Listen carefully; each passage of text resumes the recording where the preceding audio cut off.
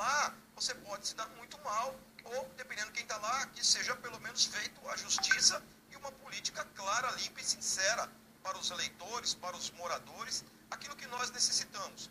Então, eu lhe aconselho, telespectador, que você pare, sim, realmente. Olha, Júnior, é chato demais, mas é necessário você aprender, você saber buscar essa cultura e, principalmente, saber em quem vai votar. Porque essas pessoas que estarão no comando da nossa cidade por 4 anos. Então, pare alguns instantes, aprecie, busque informações na internet, se intere para que você possa fazer realmente uma decisão nas urnas que venha valer a pena para toda a cidade. Reverendo Ricardo, os microfones estão com o senhor e o que o senhor nos aconselharia a respeito desse horário político que muitas pessoas torcem até mesmo o nariz quando chega esse horário? Eu entendo que é importante, é um momento importante para que toda a população se interaja e se informe a respeito do seu candidato. Os candidatos vão governar a nossa cidade por 4 anos. E durante 4 anos, se a gente não votar de maneira correta, maneira decente, em um candidato que de fato vá representar as nossas posições, isso pode acarretar problemas durante 4 anos. A gente vai ficar parado 4 anos. Haja visto o que a gente tem vivenciado aí, não só na cidade, no país, no estado. Então, é importante as pessoas saberem para quem vão votar. E a propaganda eleitoral nos ajuda a, pelo menos, conhecer um pouco os candidatos.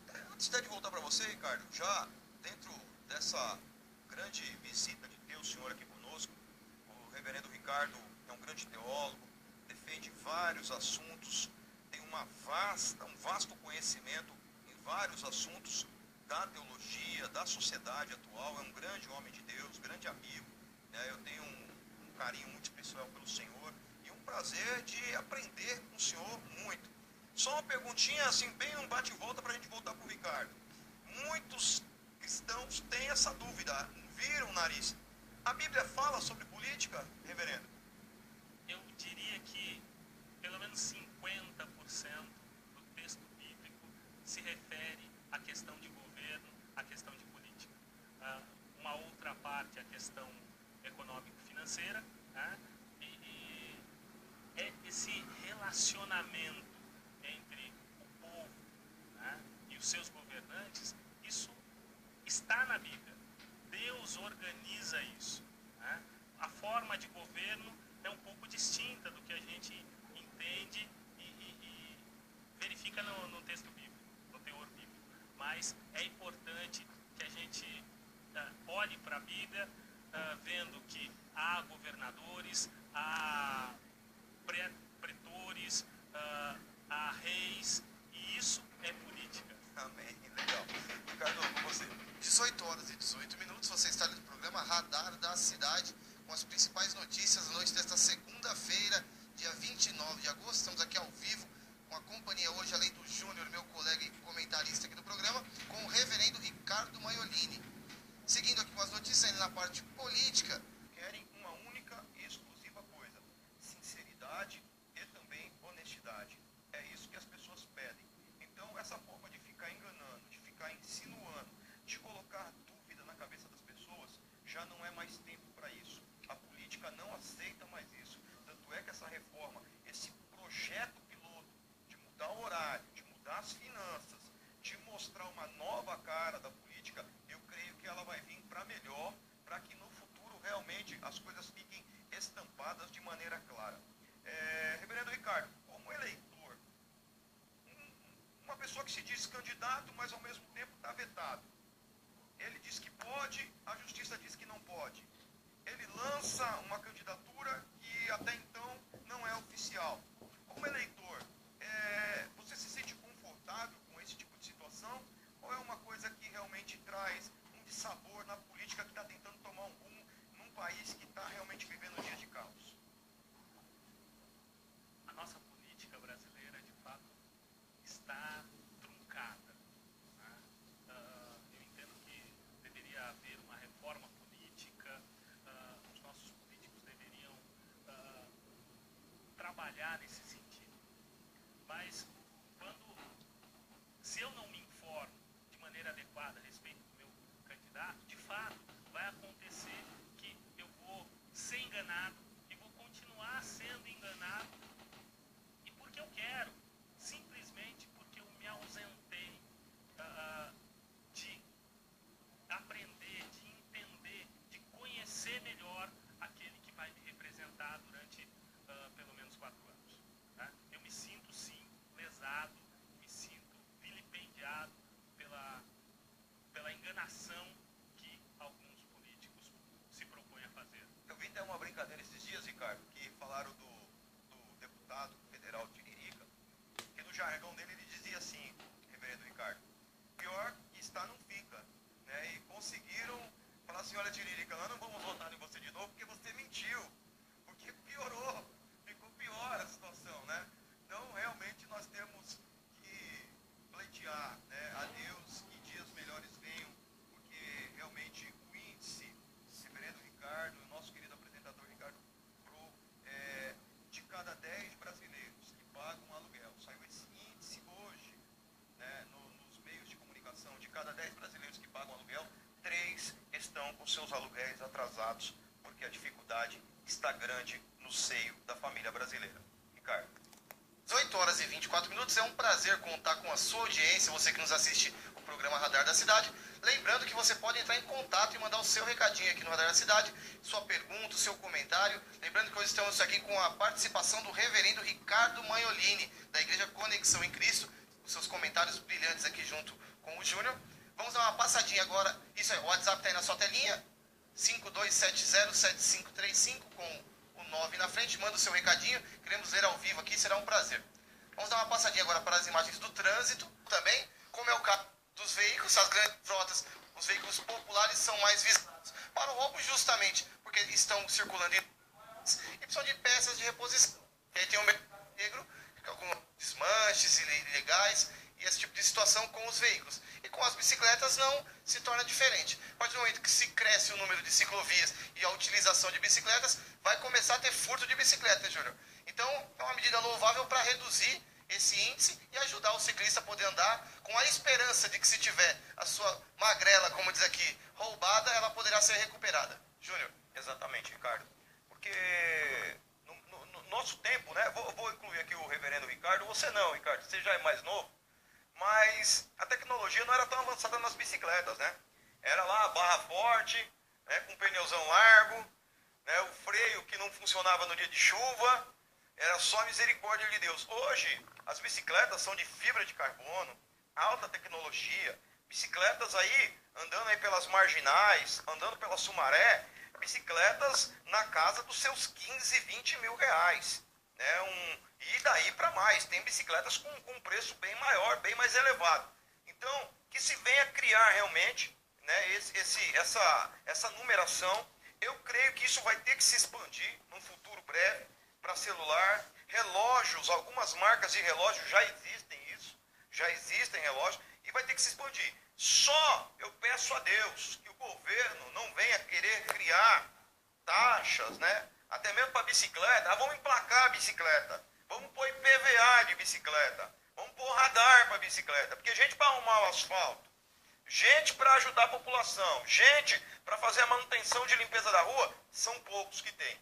Mas se você perguntar agora, tem alguém aí disponível para instalar um radar num poste? Vai ter uns 10 carros estacionados lá, disponíveis para instalar um radar. Que não venham criar impostos nem encargos a respeito disso. E cada vez mais as coisas têm sido roubadas. Né? Celulares está sendo campeão de roubo, bicicleta, computador, enfim, várias coisas.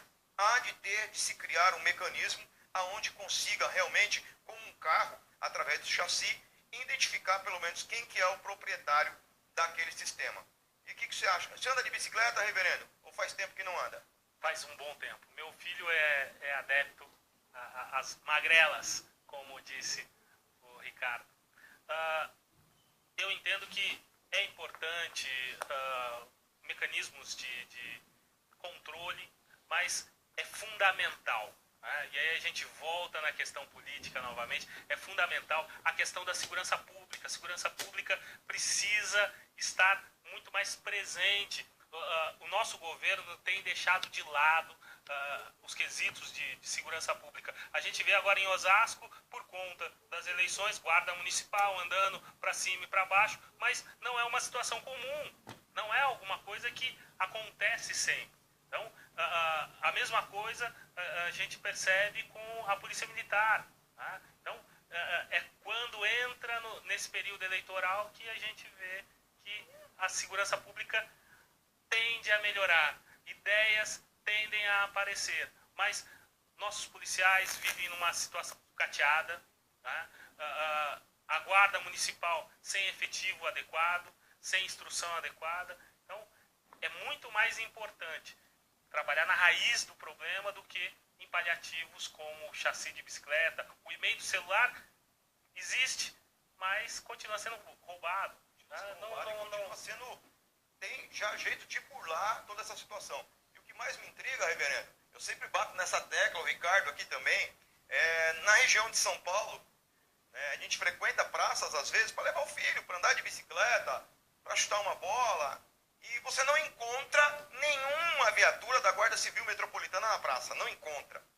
Agora, escondido atrás da ponte, escondido em cima da ponte, com um radar para tentar lhe multar, é difícil, né? E o seu prefeito de São Paulo quer ser reeleito de novo. É complicado isso. Não traz realmente a polícia, a Guarda Civil junto à comunidade. Só afasta. Ricardo. Muito boa noite mais uma vez. 18 horas e 31 minutos. Você está ligado no programa Radar. Olá, já estamos de volta para o segundo bloco do programa Radar da Cidade. Indo agora diretamente na passadinha pelo trânsito. Essa é a Avenida Rebouças. A Avenida Rebouças, o trânsito está bem carregado. Você que está acostumado a andar nessa região sabe que a Rebouças não é fácil. Você que está subindo ali, sentido a Avenida Paulista, o mesmo que está vindo no sentido contrário, sentido as marginais, a Marginal Pinheiros, você vai enfrentar uma complicação na Rebouças. Então, evitar. Então, se não, é só ter muita paciência. Hoje é segunda-feira, dia 29 de agosto. São 18 horas e 36 minutos. E é um prazer ter você aqui na audiência do programa Radar da Cidade. Lembrando que estamos aqui hoje com o Júnior Pereira, nosso comentarista e amigo, e também com o reverendo Ricardo Manholini, da Igreja Conexão em Cristo, num bate-papo bem bacana. Seguindo aqui com as notícias, agora na parte policial, rapaz bate na própria mãe e xinga policiais militares de vermes e coxinhas de casa, empurrando a equipe da polícia. Com isso, teve que ser colocado à força dentro da viatura, levado à delegacia, onde foi indicado por crimes que somam mais de 4 anos de prisão e encaminhado à cadeia pública para aguardar o julgamento. Vale lembrar, seu vagabundo, que o verme é você. Você não respeita nem tua mãe, rapaz. Nem o teu pai, você vai respeitar a polícia. O verme é você, seu vagabundo. Usa droga, que tudo bem que o de drogas a gente tem falado aqui, Júnior, que é um problema até de saúde pública, que tem que ser tratado. Mas um malandrinho desse aqui chega, bate na mãe, ameaça matar o pai, a vizinha, e ainda quer bater na polícia. E a polícia quer verme. O que dá pra fazer com um colega, com um camarada desse, hein, Júnior? Olha, Ricardo, 4 anos no hotel do Estado, na realidade, é pouco, né? Ele, com certeza, vai ficar até menos, né? Porque, geralmente, a pena é puxado 50% dela e o camarada já consegue sair. Mas vai muito mais além, né? Os insultos aí de um cidadão como esse, na nossa realidade, entra pelo um ouvido e sai até pelo outro, porque o problema é muito mais além de que você chegar num local e realmente ver uma família destruída, uma família que perdeu para droga, uma família que perdeu para descrença, uma família que perde para uma sociedade que é, em sua grande maioria, eu vou dizer, grande maioria, adepta a um momentismo, porque se vê uma situação dessa, a mãe chorando, alguns vão pedir lá, bate no camarada, e aí a polícia bate no camarada, e aí vem um lá para defender esse camarada, para defender a mãe, essa senhora que estava ali chorando, porque imagine você criar um filho, você acreditar nele, trabalhar, sustentar. E quando você vê esse camarada aí, cara, deu tanto trabalho, tem 25 anos, esse cidadão aí que deu trabalho, né, não sei qual que é o nome que nós vamos poder dar para ele, porque nós temos que ter uma ética pastoral aqui, mas essa figura deu tanto trabalho que ele relatou realmente quem ele é. E de você pegar realmente uma mãe sentada ao meio-fio de sua casa e derramando as suas lágrimas, e até numas lágrimas dizendo, de uma certa forma, eu perdi a luta. A droga ganhou, a droga entrou na minha casa, a droga entrou no seio da minha família, e só você que está nos assistindo sabe o que eu estou te dizendo, aquele que tem um filho, né, um genro, um pai, uma mãe, enfim, qualquer pessoa da sua família que realmente esteja num estágio avançado, aonde a luta realmente é acirrada, e se não tiver muita fé, vai perder essa luta, ela é desgastosa, realmente.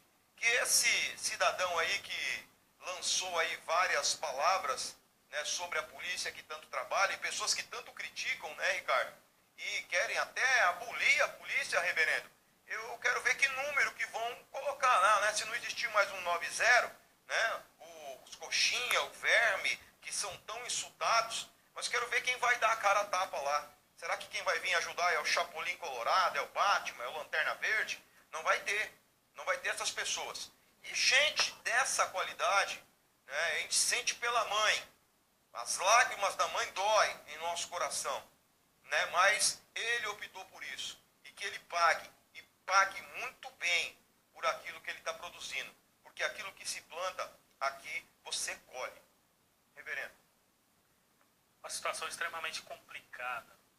O camarada cria uma desordem total na cidade, no bairro, na família, família destruída, família que, na verdade, os problemas são causados já do início. E aí ele começa a criar toda uma situação e envolve a polícia e justamente a questão de, puxa vida, fui assaltado, e agora? Para quem eu vou ligar? Mas a polícia é sempre achincalhada, xingada, e essas pessoas vão dizer justamente que precisam quando precisam, mas fora desse tempo é sempre deixada de lado a polícia. E, mais uma vez, questão de ordem política, né? Segurança pública é fundamental. Segurança pública é fundamental. E fica que ele passe um bom tempo, que ele dê paz para essa família, né? Que lá no fundo, essa família deve ter um amor e um carinho por essa pessoa. Lógico que ninguém queria que fosse dessa forma, queria que fosse de uma outra maneira. Mas já que ele optou, e eu sou bem sincero, viu, Ricardo? Optou, é livre-arbítrio. Escolheu usar droga, paga pela droga que você usou. Escolheu encher a cabeça de cachaça e matou os outros na rua, vai pagar, e tem que pagar. Né? Então, fica um impasse de uma hipocrisia. Ai, meu Deus, e agora? É simples. Fez, paga por isso. É básico, é correto, é saudável isso daí. Vai pagar, e tem que pagar bem caro. O camarada que foi pego dirigindo bêbado, ele tem que nunca mais dirigir. Não é, vai ficar 2 anos sem dirigir. Não, acabou. Não vai dirigir mais, vai andar de táxi, de Uber, de ônibus, anda a pé, de bicicleta. Mas dirigir não dirige mais. Porque as pessoas que são, né, feridas, são mortas por essa situação, é que ficam com a marca, ficam com a cicatriz e pagam o preço da saudade, paga o preço da separação. E o bêbado lá puxa lá uns aninhos de cadeia, depois está de volta para casa dele. E esse vagabundo aí que ele arrume muita encrenca dentro da cadeia, Ricardo, e os anos dele multiplique lá para ele dar paz para essa família. Ricardo. 18 horas e 45 minutos, só vendo aqui as notícias desse comecinho de semana. Hoje é segunda-feira, dia 29 de agosto. Estamos aqui hoje com a participação do reverendo Ricardo Maiolini, que é professor de teologia e da Igreja Conexão em Cristo. Vou aproveitar aqui a sua especialidade no tema, a sua expertise que diz respeito à teologia. Nós, infelizmente, noticiamos aqui na semana passada, a gente sempre tem feito aqui um trabalho de alertar a população de vários riscos que acontecem. Tem comerciante que vende produto estragado e está enganando o consumidor. Tem pessoas que estão vendendo cursos de profissionalizantes, vinculando a um emprego futuro. Chega lá, o diploma é falso, o curso é falso, não tem emprego coisa nenhuma. Noticiamos também pessoas que se passam por advogados, por delegados, por fiscais, enganando aposentados que querem se aposentar com tanto sacrifício, sendo vítimas desse tipo de golpe. E noticiamos também, semana passada, falsos pastores. Eles têm credenciais, chegam nas igrejas, se apresentam como autoridades espirituais, fazem todo um ritual lá, toda uma apresentação muito bem elaborada, convencem os pastores, fazem os pastores locais serem vítimas desse golpe, os próprios membros da igreja serem vítimas, recolhem o dinheiro, recolhem ofertas, ceifam tudo que tem por lá e depois desaparecem. Então, você que é um especialista, professor de teologia, como que você pode dizer para o nosso telespectador, para um membro de uma igreja, independente de denominação, estar atento para esse tipo de golpe, saber se atentar se o seu pastor é um líder realmente, os fundamentos do evangelho estão sendo levados a sério, ou se é charlatanismo, como noticiamos aqui. Queria que você pudesse nos orientar e a quem nos assiste sobre esse tema, reverendo. Ricardo, a questão do pastorado, tá, é de fórum íntimo da igreja. O Estado não legisla a respeito disso, e quem vai tratar os seus líderes como pastores é a própria igreja, a igreja local. Tá? O que a gente vê hoje é que muita gente tem se autoproclamado pastor, diácono, presbítero, bispo, apóstolo, enfim, se autoproclama e começa a angariar pessoas. Tem um discurso muito bonito. Tá? Hoje mesmo eu vi numa página do Facebook, alguém me mandou uma mensagem, né, com um sermão muito bem construído, muito bem elaborado. Eu falei, puxa vida, eu já escutei esse sermão aqui.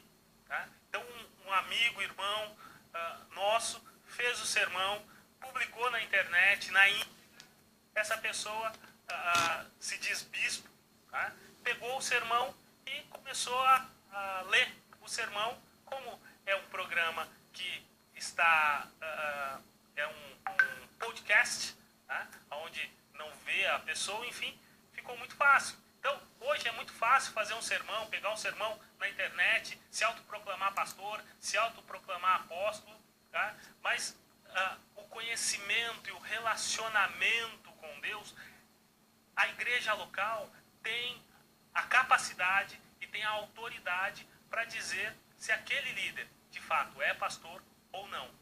Antes de continuar, eu queria agradecer, tem algumas pessoas que estão enviando aqui mensagem para mim pelo celular, a Lilian, o Sandro Santos, a Andréia Bubrick, eles estão assistindo a gente, né, falando sobre os assuntos.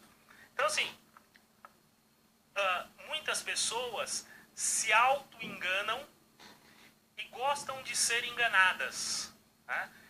E sempre há algo por trás, né? A pessoa, ela se auto-engana pensando que vai receber alguma coisa em troca, alguma vantagem. Não existe almoço de graça, né? Alguém diz, vou te pagar, não é de graça. Então, quando alguém vem com uma proposta muito bonita, muito atraente, que você vai ter lucro absurdo, não existe, meu irmão, não existe, meu amigo. Isso é enganação, é charlatanismo. Eu fiz algumas pesquisas aqui nesse último ano. Tá? Houveram pelo menos 10 desses líderes no Brasil que foram pegos. Um era estuprador, o outro era pedófilo, o outro ladrão, enfim, condenado por 171, estelionato, enfim. Mas a igreja, ela tem que tentar enxergar isso, nos seus líderes. Os seus líderes precisam ser tratados. Existem pastores que cuidam de pastores.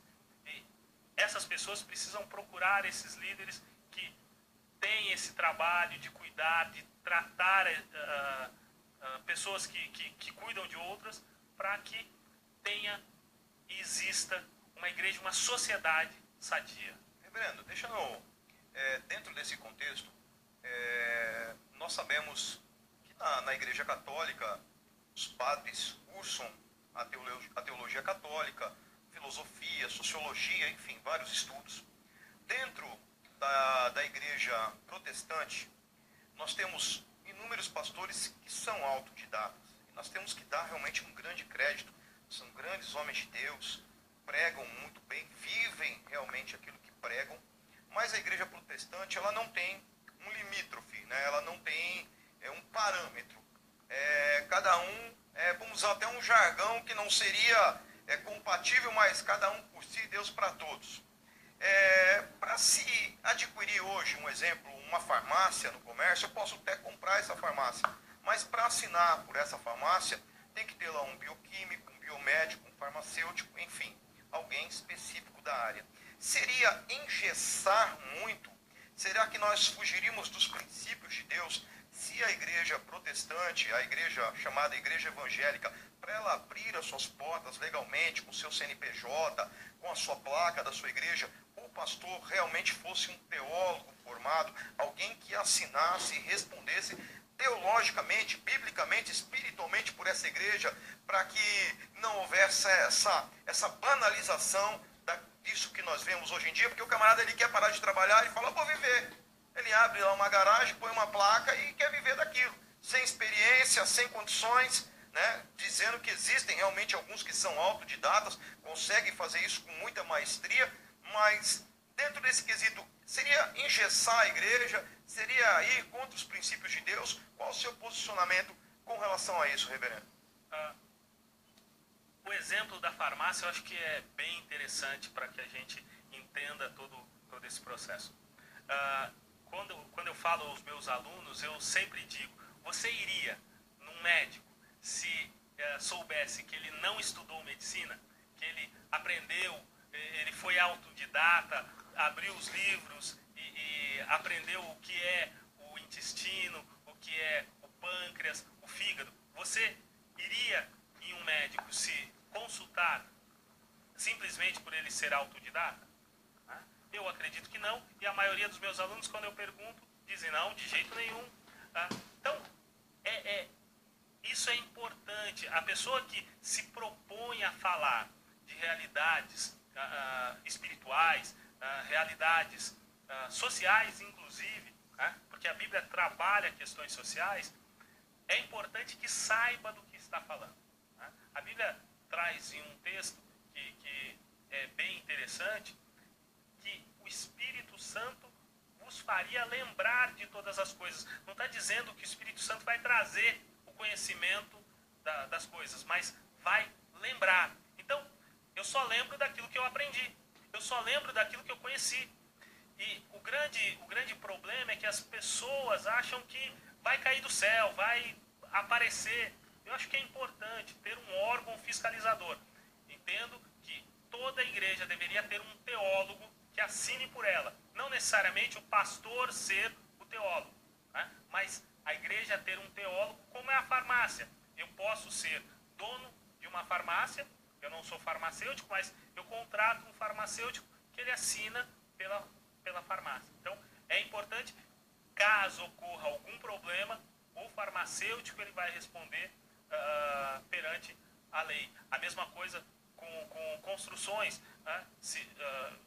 Falou-se essa semana de 1 ano do acidente, 3 anos do acidente do Torra-Torra em São Mateus.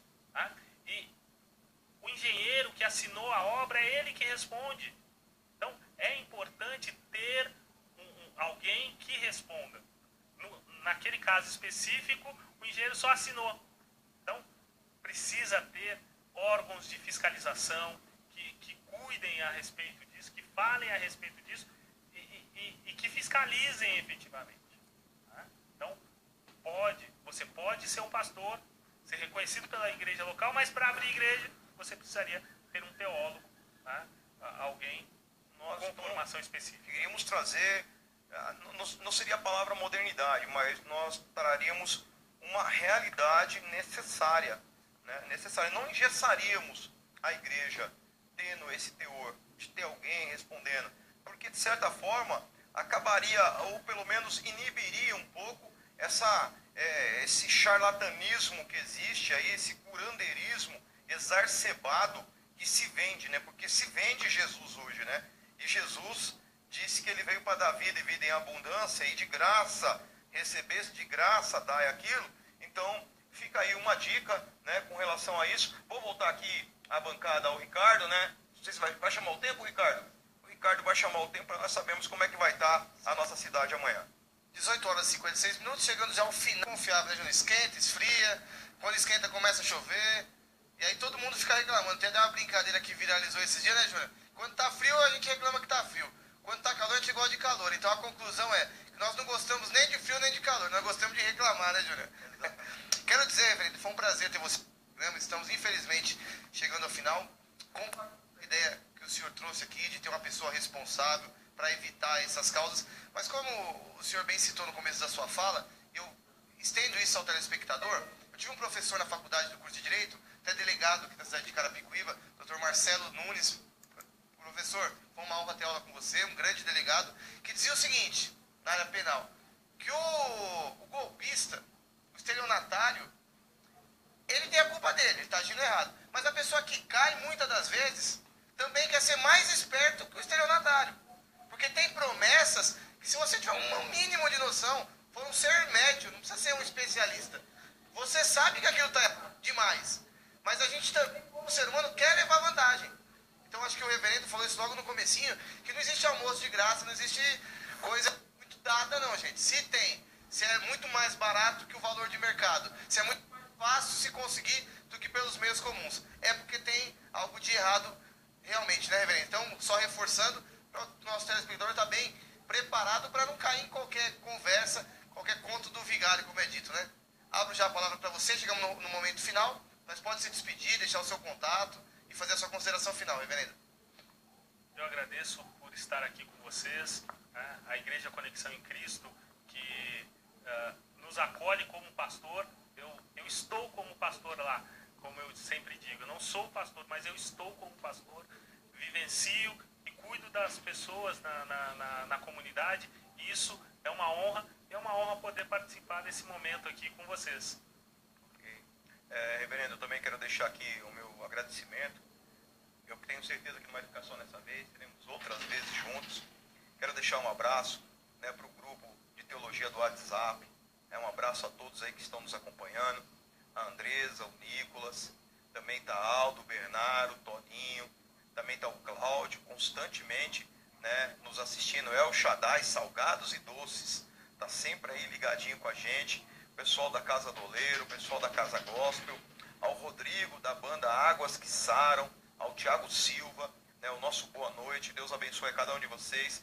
Obrigado, amanhã estaremos aqui juntos novamente e fique ligadinho, o Radar da Cidade sempre tem uma notícia para você e sempre tem um entrevistado de ponta para trazer sempre uma informação legal para a sua vida. Ricardo Bro, boa noite, meu irmão, amanhã nós nos vemos novamente.